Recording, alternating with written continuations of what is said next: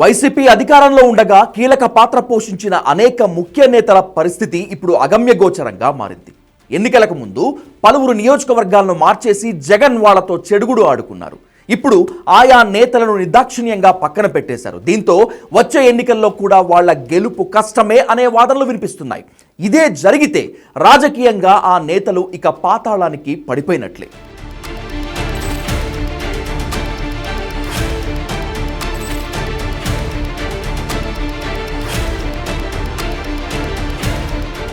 ఈ లిస్టులో ఫస్ట్ వినిపిస్తున్న పేరు మాజీ మంత్రి విడదల రజనీ. మంత్రిగా ఉన్న సమయంలో 5 ఏళ్ల పాటు వైసీపీలో రజనీ హవా కొనసాగింది. కేవలం చిలకలూరుపేటలోనే కాకుండా మొత్తం జిల్లాను కంట్రోల్ చేసింది రజనీ. సర్వే చేయించిన జగన్ రజనీని గుంటూరు వెస్ట్కు మార్చేశారు. దీంతో రజనీ ఓటమిని చవిచూసింది. ఈసారి ఖచ్చితంగా చిలకలూరుపేట నుంచి పోటీ చేసేందుకు రజనీ ప్రయత్నాలు ప్రారంభించినట్లు టాక్. కానీ జగన్ మాత్రం రజనీని రేపల్లె నుంచి పోటీ చేయించేందుకు నిర్ణయం తీసుకున్నట్లుగా తెలుస్తోంది. సహజంగా ఎన్నికలకు 7 లేదా 6 నెలల ముందు పార్టీలు అంతర్గత సర్వేలు నిర్వహించి అభ్యర్థుల మార్పులు చేర్పులపై కసరత్తు చేస్తాయి. కానీ 2029లో జరిగే సార్వత్రిక ఎన్నికలపై 2025లోనే జగన్ నిర్ణయానికి రావటం చర్చనీయాంశంగా మారింది.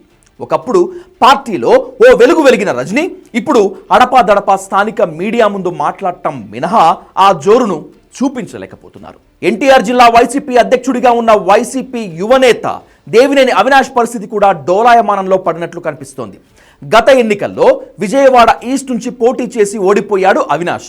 కమ్మ కాపు సామాజిక వర్గాలు బలంగా ఉండే ఈ ప్రాంతంలో వైసీపీ గెలుపు కష్టమే అనేది చాలా మంది చెప్తున్న మాట. దీంతో అవినాష్ తన తండ్రి దేవినేని నెహ్రూ ప్రాతినిధ్యం వహించిన ఒకప్పటి కంకిపాడు ప్రస్తుతం పెనమలూరు నియోజకవర్గం నుంచి పోటీ చేయాలనే ఆలోచనలో ఉన్నారని తెలుస్తోంది. అయితే జగన్ నుంచి మాత్రం ఈ విషయంలో ఎలాంటి క్లారిటీ లేదు. పైగా విజయవాడ ఎంపీగా పోటీ చేయాలని అవినాష్ ముందు జగన్ కొత్త ప్రతిపాదన పెట్టారని పార్టీ ముఖ్య నేతలు చెప్తున్నారు. అయితే లోక్సభకు పోటీ చేయాలంటే నియోజకవర్గంలోని 7 అసెంబ్లీ నియోజకవర్గాల అభ్యర్థుల బరువు బాధ్యతలు చూసుకోవాల్సి ఉంటుందని, అంత ఆర్థిక శక్తి స్తోమత కూడా తనకు లేదని అవినాష్ చెప్తున్నట్లు సమాచారం. కానీ జగన్ మాత్రం తన మాటే వినాలన్న వైఖరిలో ఉన్నారట. రాజకీయ స్వయంకృతాపరాధం ఒకవైపు, జగన్ వ్యవహరిస్తున్న తీరు మరోవైపు. ఈ రెండింటి మధ్య కొడాలి నానికి పాలుపోని పరిస్థితి తెస్తోందని వైసీపీ నేతలు అంటున్నారు. సార్వత్రిక ఎన్నికలకు ముందు 5 ఏళ్లలో కొడాలి నాని నోటికి అడ్డు అదుపు లేకుండా పోయింది. ఎన్నికల తర్వాత రెడ్ బుక్ భయంతో కొడాలి నాని వెనక్కు తగ్గారని రాజకీయ వర్గాలు చెప్తున్నాయి. దీంతో ప్రత్యామ్నాయంగా మరో నేత కోసం జగన్ వెతుకుతున్నట్లు తెలుస్తోంది. ఈ సమాచారంపై అవగాహన వల్లే ఇటీవల తాను డాక్టర్ల సలహా మేరకు రాజకీయాల్లో చురుగ్గా లేనని, మరో 6 నెలల తర్వాత పూర్తి స్థాయిలో రాజకీయాల్లో ఉంటానని, ప్రజా ఉద్యమాల్లో పాల్గొంటానని ప్రకటించారు కొడాలి. అయితే అల్లుడొచ్చేదాకా అమావాస్య ఆగదు అన్నట్లుగా జగన్ మాత్రం తన ఆలోచనలు అమలు చేయడంపై దృష్టి సారించారన్నటువంటి క్యాంపెయిన్ ఓ రేంజ్లో నడుస్తోంది. గత ఎన్నికల్లో రాజమండ్రి రూరల్ బరి నుంచి వైసీపీ అభ్యర్థిగా రంగంలోకి దిగి ఓటమి పాలైన మాజీ ఎంపీ మార్గాని భరత్కు రాజకీయ భవిష్యత్ ఏమిటో అంతు చిక్కటం లేదని అంటున్నారు. 2019లో రాజమండ్రి ఎంపీగా విజయం సాధించిన భరత్ను మళ్లీ అదే స్థానం నుంచి పోటీ చేయించేందుకు జగన్ ధైర్యం చేయటం లేదు. 2024లో రాజమండ్రి రూరల్ నుంచి పోటీలో పెట్టారు. కానీ ఇప్పుడు ఆయన్ను ఎక్కడికి పంపించాలో నిర్ధారించలేకపోతున్నారని, జగన్ ఇబ్బంది పడుతున్నారని అంటున్నాయి పార్టీ వర్గాలు. ఉమ్మడి చిత్తూరు జిల్లా నగర నియోజకవర్గం నుంచి ప్రాతినిధ్యం వహించిన మాజీ మంత్రి ఆర్కే రోజా విషయంలో జగన్ అనిశ్చితి కొనసాగిస్తున్నారని పార్టీ వర్గాల్లో జోరుగా డిస్కషన్ నడుస్తోంది.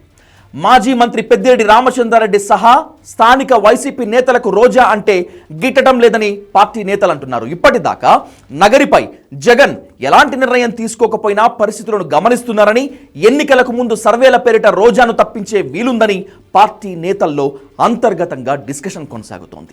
వైసీపీలో ఇప్పుడు యాంకర్ శ్యామల హవానే కనిపిస్తోంది. సీనియర్ నేతలు రోజా, విడదల రజనీ వంటి వారిని సైతం పక్కకు తప్పించి యాంకర్ శ్యామలను అధికార ప్రతినిధి చేశారు. ఈ విషయంలో పార్టీ నేతల అభిప్రాయాలను, మనోభావాలను జగన్ ఏమాత్రం పట్టించుకోలేదు. రాజకీయంగా ఎలాంటి అనుభవం లేకపోయినా ప్రత్యర్థులను ఎద్దేవా చేసేలా మాట్లాడుతున్న శ్యామలను జగన్ తన స్వభావానికి అనుకూలంగా ప్రోత్సహిస్తున్నారనే డిస్కషన్ నడుస్తోంది. అయితే ఆమె హవా ఎంతకాలం కొనసాగుతుందనే విషయం చెప్పలేమని వైసీపీ సీనియర్లు అంటున్నారు. జగన్ను మెప్పించినంత కాలమే ఎవరికైనా మనుగడ అని చెప్తున్నారు వైసీపీని బలంగా అర్థం చేసుకుంటున్నటువంటి వ్యక్తులు.